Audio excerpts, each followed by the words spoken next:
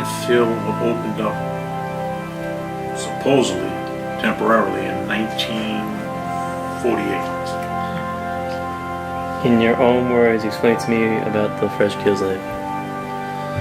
Freshkill landfill was opened because these years ago they had incinerators that would burn the garbage, and they were closing them, so they needed places to get rid of the garbage. So they put one here on Staten Island, which was about 2,200 acres of land. It is the largest landfill in the country.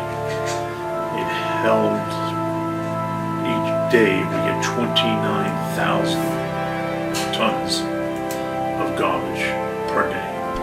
It started off as, I remember, pretty much as little tiny hills, and then over the course of 35 years, it grew into gigantic mountains. It's nice that it closed. We're really glad it did. People, if you go on Urban Dictionary, people call Staten Island like the dump of New York City, which is, I guess, kind of literally, that's kind of where it comes from. So it's kind of good that we don't have that reputation anymore. I think it's very important that it closed. It was harming the environment. It was supposed to be a small project started many, many years ago, and it turned into a gigantic fiasco. You ask anybody and they associate Staten Island with a dump.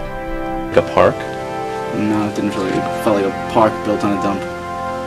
Do you know anything about it? There was a dump there, largest dump in America. That they took something that was negative and made it into a positive is a really touching story, and it's really cool how they were able to do that.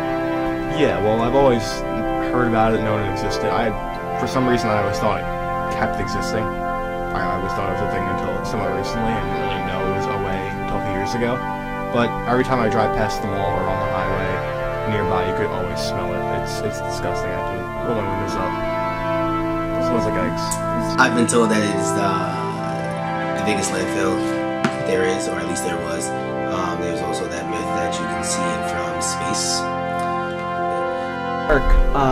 You can see the sunset over the landfill, and it's one of the most beautiful sights because it's something that's natural. I remember many of the local politicians in the community always fighting to get the dump closed because of the smell and the unsafety of Staten Islanders.